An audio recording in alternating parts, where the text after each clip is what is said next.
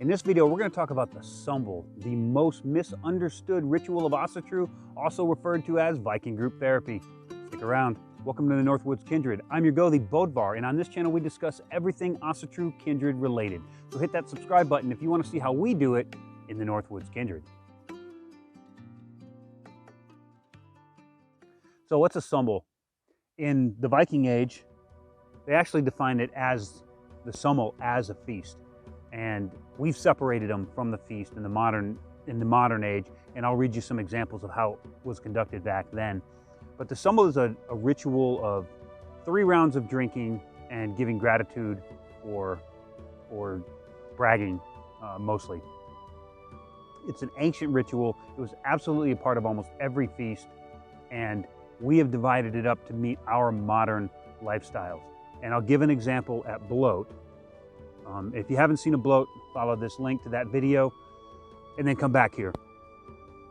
So at bloat, what we do is we do a round of drinking as well, but we will open a bloat to a god, say Thor. We're going to open a bloat, we're going to do a Thor bloat. So we open a bloat to Thor and we pour an offering to Thor, and then we go around and everybody gets a little bit of that offering in their cup, and they get to say something to Thor. They don't get to say something to the god or goddess of their choice. It's to Thor because it's a Thor bloat. That's how a bloat is supposed to be conducted.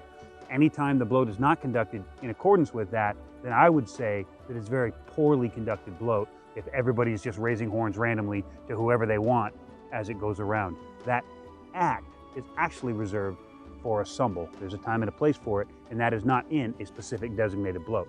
Now in the Sumble, round 1 of the Sumble is open to the god or goddess of your choice.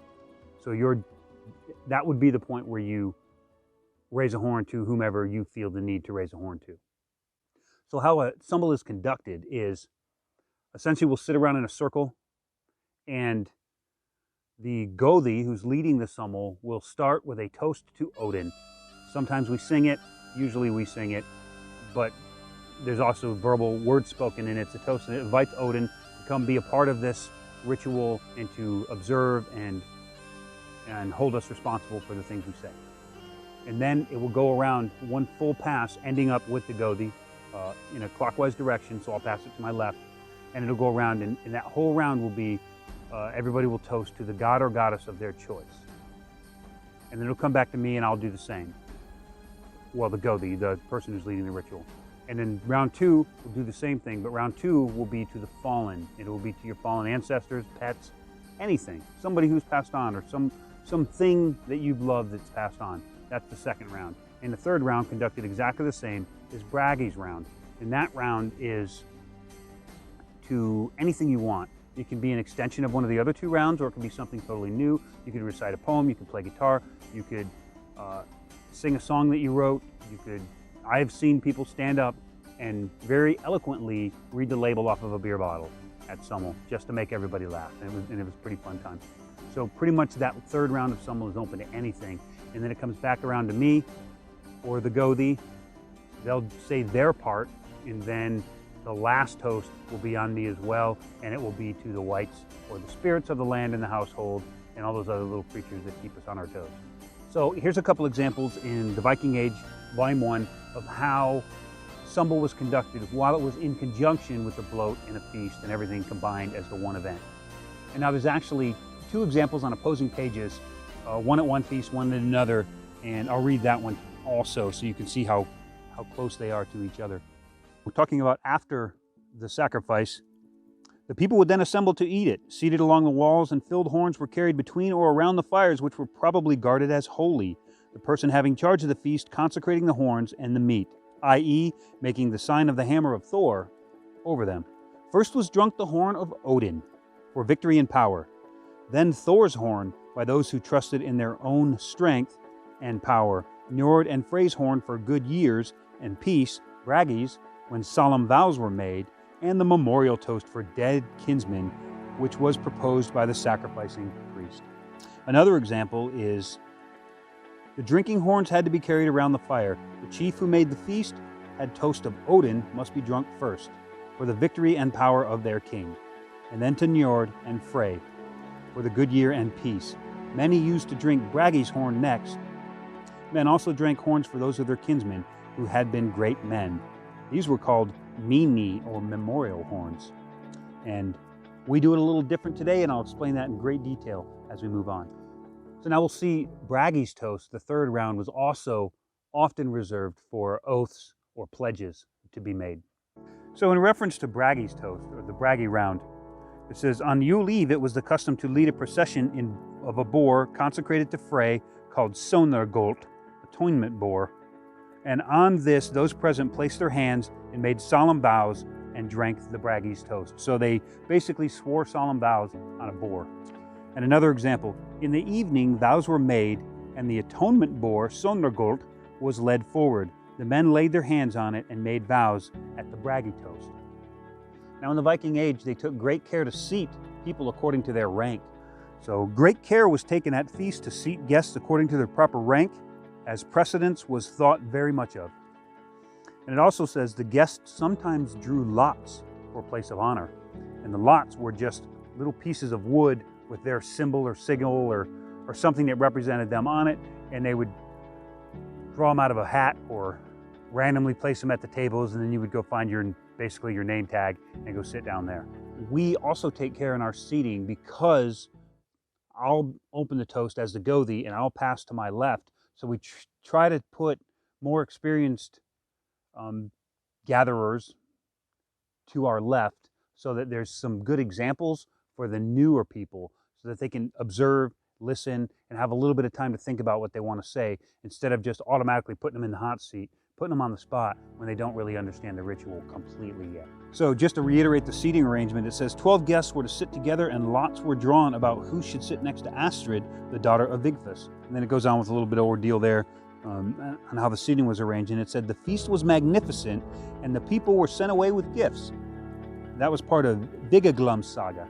Traditionally, gifting was also done at the Sumble event, and it's stated in the lore that a lot of times the kings, after the event or after the gathering or the feast ritual is what it would be, he sent them away with gifts of fine clothing, weapons, men, boats, armor, steeds, things to help them on their journey, gifts for whatever they brought to the feast list, all kinds of things. Gifting was always a part of it. So when we have events where we're going to gift, if it's not something specific that would happen in a bloat, we absolutely do that gifting at the end of a Sumble. And then again, at the end of the feast, presents were given to the guests. And then again, after the feast, Thorgr gave large gifts. He gave his kinsman Finnbogi 5 stud horses, dandelion yellow in color, etc., etc. And it goes on about all the great gifts that people received. So it says on page 281 that very many sagas give instances of heavy drinking at these feasts. Now, we don't take it that far. We try not to get drunk. In some of the sagas, it even says you'll know that it was a good feast if everybody gets drunk early. That's not how we play the game here. For us, it's just a sip. It's just a little toast. But you are, of course, welcome to bring a beer or whatever other drink you want, because you're only going to be getting little sips. And you know, Sumble is not a small, short event. It does take time for everybody to say what they have to say. Sometimes you're there for a while. Also in the Viking Age, it mentions servers. Sometimes highborn ladies were chosen to be servers. Sometimes it was slaves. It really depends on the feast and the circumstance. So it says the waiting at the tables was performed by servants called the skeinjarar, or fillers. I may be butchering that. Skeinjalar, who filled the horns from the skapkur. And I don't know what the skapkur is because it doesn't say. But my assumption would be that that's some sort of a vase or a larger horn that they're filling the smaller horns from. And that's the way we do it with the kindred horn, is we go around and fill everybody's individual horn or cup. And if they don't have an individual horn or cup, then we can allow them to drink out of the main horn. But not so much since COVID. We've been a little more respectful about that. And everybody has a horn or a cup. And we have a couple of loaner horns for people who come that don't have one. It says, even women of rank on special occasions filled the horns for the guest and brought them to them. After the feast, it was custom for the host to provide those of his guests who required them with horses and all necessities for their journey home. And our version of that is we package them up a bunch of leftovers and let them take them home with them. Now we do it, I will often be the server, or my gidya will be the server, but you can also choose one of your kinsmen, one of your guests, and they can do the job as well, provided that they understand how much they're supposed to pour and what are the rules of the ritual. One thing that has to be mentioned is that this ritual was designed primarily to build alliances and repair them, sometimes with some political mumbo jumbo thrown in, but we're not living in those times. We can keep the politics separated from the ritual itself. And ideally, we build alliances, we build friendships, and we foster community with this ritual. We don't break it down, we don't alienate, and we don't subjugate people while we try to conduct this ritual. So in short, this ritual exists solely to build community, build alliances, and build friendships, and never to tear them down. All these references that I'm reading are in the Viking Age. This is one of my favorite collections of books. Okay, I've linked to it below in my Amazon store. Go to my Amazon store, bounce over to my book collection, and this would be in the historic book collection, not the New Age. But the beauty of this book is you can look up practically anything you want to know about the Viking Age, and it'll give you a brief overrun of what you're looking for, and it'll also give you a reference in the sagas, the Eddas, wherever it finds those references. It'll give you a link or a place to look for more information if you want to run that topic down a little bit further. I like them. To me, they are as close as we can get to a manual for Asatru that's not full of what the New Age Asatru books are going to give you, which is a whole lot of opinion and personal practices trying to sell it to you as law. This way you can see, how did they do it? How can I adapt it for my own kindred, my own life in the modern world? With that said, hit that like button if you've ever been to a Sumble, or you would really like to go to a Sumble and you haven't been to one. You've heard how it was done in the Viking Age. Now let's talk about how we do it today. For starters, we separate them. It's not all one big long ritual day, although our gatherings are usually a day or two. But it starts with the bloat, and then the feast, and we usually end on the Sumble. It's the last thing we do at our gatherings. I know that if you're having a gathering with any size of a kindred, you're most likely going to have children and non-drinkers at the gathering. At Sumble, we do put out or serve on those rounds non-alcoholic beverages for the young ones and for the non-drinkers or those in a recovery program. And I've Sumbled with a lot of people in a recovery program. So here's some ideas. Juice is always good to have. Milk is good to have.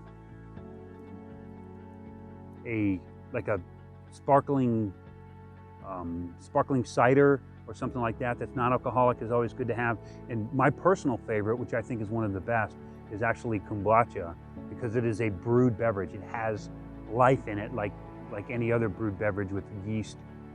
So there's life, there's nurturing, there's raising it as if you were raising livestock.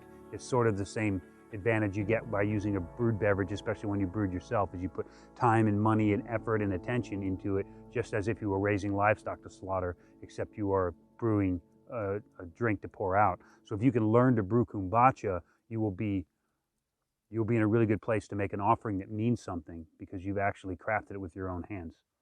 But other than that, anything that you would want to drink is perfectly acceptable. Root beer or apple juice or anything else that seems appropriate for the event.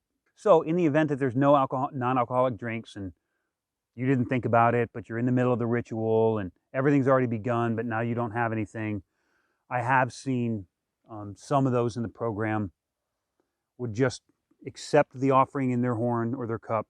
They would inhale the essence of it and then pour it into the offering bowl. Some I understand are not strong enough for that, especially early in the recovery stage. In that case, just pour it right in the offering bowl, or just deny it altogether. It's okay to just deny the drink, or have the gothi pour it directly into the boli for you, because there should be a boli on the table at Sumble just for people to pour those offerings into. So you can actually coordinate that with the gothi and be like, I don't want to be near it, please pour it into the bowl, and then I'll just say my toast. That's absolutely a good way to do it if you're on the spot and you don't have enough time to prepare to bring in another drink or something that you can actually toast with. So those are just a couple of examples if you're the non-drinking type. because you shouldn't be excluded from this ritual just because it's a drinking ritual. Another big question is, do we do this indoors? Or do we do this outdoors? Really doesn't matter. We do many, many Sumble right here around the fire pit in the Vey in the summer months when the weather's good. Anytime where the weather's inclement or it's too cold or it's just nasty, we tend to do that inside the house because Sumble takes a while. You wouldn't get the full effect if everybody was distracted by how cold they were. Now, and we could probably crank up a good fire, get a good fire going, keep everybody nice and warm, and have it out here in the winter time. But generally we just keep it in the house, near the food, near the drinks, during that kind of stuff. And then in the summertime, we do it out here with the fire and all the joy that comes from being out here in the middle of the Vey. But it's probably worth mentioning that traditionally, the Sumble or this particular event was held indoors, inside of a hof or a temple or some sort of a dwelling, because that's where the feast was at. And it was generally in conjunction with the feast. Now, it does say that in the Viking age, whoever held the feast or sponsored the feast or the hofgoði would carry the drink and the food around the fire to consecrate it as sacred or something like that. Now, when we do our Sumble, we have candles on the table, which try to keep the lights a little low. It makes people a little more comfortable when they got to be on the spot and talk. So we keep the lights a little low, we put candles in the middle, or we're out here with the fireplace going, or the fire pit in the middle. So the drink makes its way around the fire multiple times, and at least 3 times through the course of the event, because we're going around to pour that libation. So it does make its way around the fire, but we don't deliberately carry it around the fire, although you could certainly do that if you wanted to be more traditional about the way that you host your event. Because it's a modern age, we have imposed rules on a Sumble. And since the ritual is designed to foster alliances and friendships, we don't make fun of anybody who's present. That is, not even in jest. No matter how well you know them, you don't even poke at them a little bit, because you never know how they're going to take that. And to offend someone, even unwittingly, you've essentially poured a little bit of bad luck into that bowlie for everybody that's sitting there. Because you have to understand, in a ritual like a Sumble, everything that's said or done affects everyone that's there. It's a very trusting ritual. You generally don't want to Sumble with a bunch of people you don't trust, because they can pour bad luck into the mix, and that's never a good thing. So we never offend anyone that's present. We never offend anyone's god or goddess who is present. And because this ritual is meant to build community, and we are in a world where we have mixed faith relationships. He is Asatru, she is Catholic. He is Asatru, she is Mormon. She is a witch, he is a Pentecostal. So there's a lot of that mixed faith relationships, and we welcome for our kinsmen and our guests, if their significant other is not of our faith, they're still welcome at Sumble. They're still welcome to sit there, and they're still welcome to raise a horn to Yahweh or Buddha or whoever they pray to. That is okay. That is allowed at Sumble. And we are not allowed to say anything degrading about their god or goddess while they're sitting in Sumble. We just zip it, enjoy the company, and build community. When it's your turn to speak, it's customary that you stand. Everybody else sits down, keeps their teeth together, and you stand and you talk. We don't talk over people. Obviously, people are going to say some funny stuff, and it's okay to giggle and laugh, but we don't start a conversation. We react, and we keep quiet, and we let them finish. And then in between the rounds where the filler is filling the next person's horn, that's the point where you can actually say a little, laugh a little, joke a little. It is also considered good manners that if you begin the ritual, you stay till the end of the ritual. And you have to understand that some of these run a long time. Sometimes people have something to get off their chest, things that have to be said, and it can take a long time, and you are stuck for the duration. Now, if you have to go to the bathroom, obviously nobody wants you to sit there and pee your pants on their couch. You wait until one person is done talking and the filler is filling the next person's horn. That's when you leave. It's exceptionally rude to get up and leave while someone is talking, while someone is spilling their guts out, honoring a god, or telling of a lost ancestor, or bragging on something that they've done, or making an oath. To get up and leave is the ultimate disrespect. Wait until they're finished, and then walk out before the next person starts. Do your business, but you can come back in anytime. You don't have to wait for them to stop to come back into the ritual. You just come back in, give attention to them, sit down quietly, take your place, and then the ritual will continue as if you'd never left.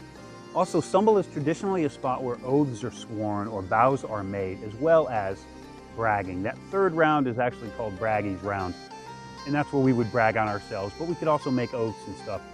It's our custom to not accept the oath until we hear what you want to oath, and then we decide whether or not we're going to accept it. Because if it's an impossible oath, then, or we deem it impossible for you, and that's our call to make, because if you don't accomplish that oath, it does in time affect the luck of everyone that's there. So if you want to oath, you simply have to state, I want to oath that by this time next year, I'm going to have my pilot's license. And everybody would be like, you're not even enrolled in training, dude. That's not going to happen. There's no way you're making that oath. Enroll in training, get some training, and then we'll see if we'll accept that oath down the road. You know, you're welcome to go out and oath that thing, you know, on your own and suffer the consequences on your own. But at Sumble, everybody's kind of responsible for the oaths that they accept. So we tend to not accept many oaths unless they're kind of on the small side and highly accomplishable. And then we can keep putting pressure on you to make sure that they get accomplished. On that note, we generally will not entertain a toast to Loki or Hela either, unless you've discussed it with everybody, like, I am going to raise a horn to Loki for this reason and that reason. We don't generally accept it because even if you look through the lore, offerings that were made to Loki generally result in favorable conditions for the person who made the offering and death and bad luck for everyone around them. And it's a very selfish thing to do at a Sumble, is to make an offering to Loki and affect everyone's luck negatively, knowing that you're going to get the good side of that coin. Put it down in the comments. Are you for or against mixed faiths in a Sumble? I know it's our ritual. Are you okay with sharing that ritual in the sake of frith and kinship and building community? I'm going to narrate a Sumble for you. This is an actual live Sumble that my kindred did for January of this year, 2022.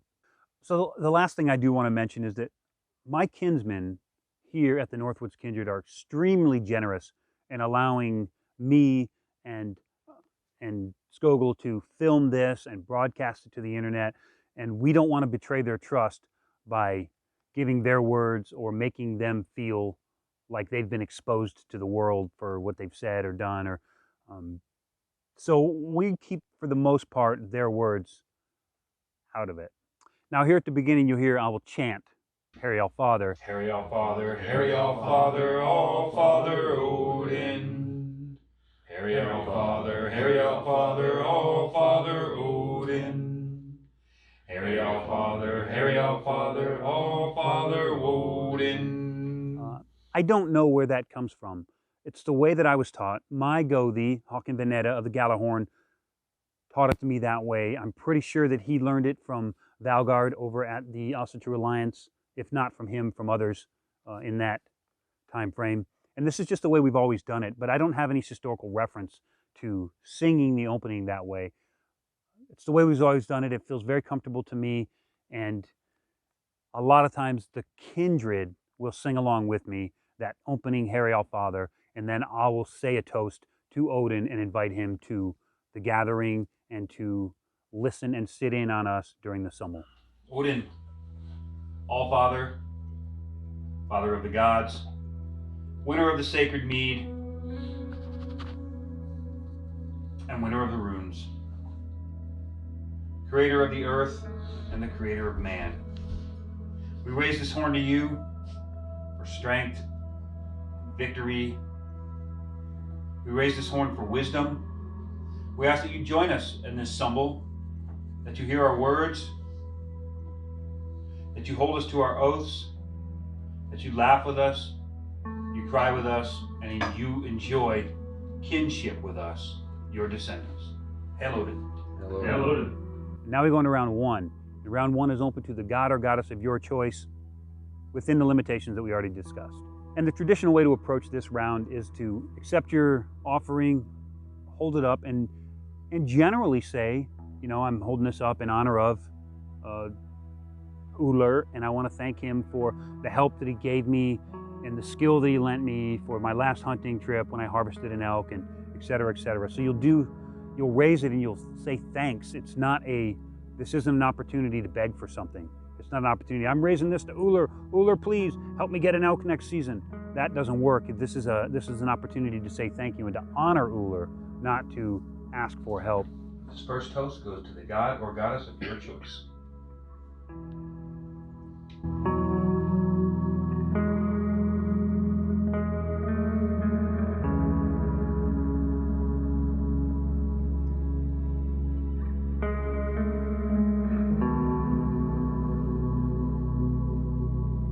Round 2 traditionally goes to Bragi, and then round 3 is to the fallen. We flipped them because sometimes that's a pretty somber round and people come out of it pretty sad, and it's nice to have that third round with Bragi so we can do boasts and toasts and songs and dance and cheer everybody back up before we end the ritual.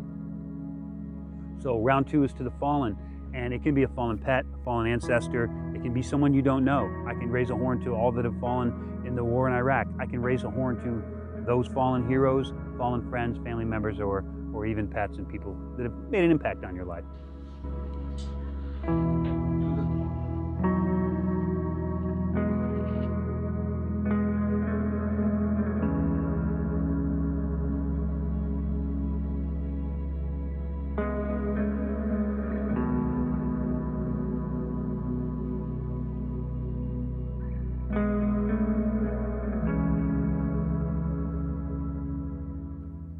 Round 3, when it gets to round 3, that one's open to anything you want, and I do mean anything. And I've seen some crazy stuff happen during this round, including going outside for someone to demonstrate a skill and then come back into the ritual. Completely absurd, but we do it anyway because this round is for entertaining whatever they want to show us, tell us, or whatever needs to be seen or heard. Absolutely a blast and a great way to cheer everybody up. Yes, sir. Open to anything, a boast, a toast, a song, a dance, a chant, an oath, whatever you want. Well, oaths need to be approved, so you know.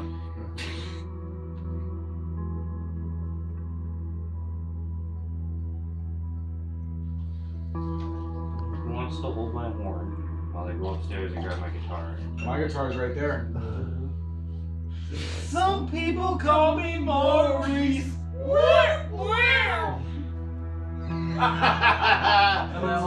The floor is yours.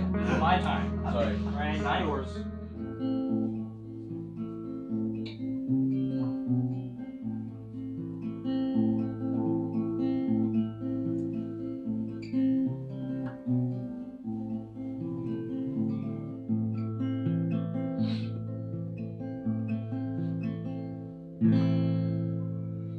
That's beautiful. You're like Antonio Banderas. When he was a mariachi. And then the final toast goes to our glorious whites, the land spirits, the land vet, the creatures that make our lives fun and entertaining. As is the custom, the last toast goes to the whites. Those little creatures that steal our keys, flatten our tires, and do all sorts of little mischief things around the house just to get attention, because sometimes we forget they're there. In Iceland, they call them the elves. They are the Dísir, they are the whites, they are the Tottermen, and they go by all kinds of other little names. But we know them, we love them, but we don't always remember them, and we don't always respect them. So, to them, hail.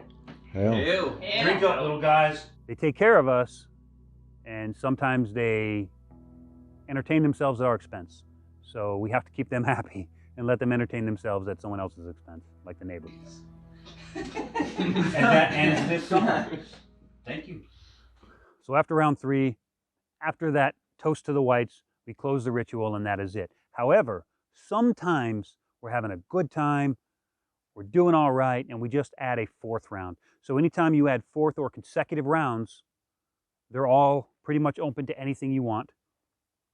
And, you know, they're the same as the 3rd round, a continuation on Bragi's round.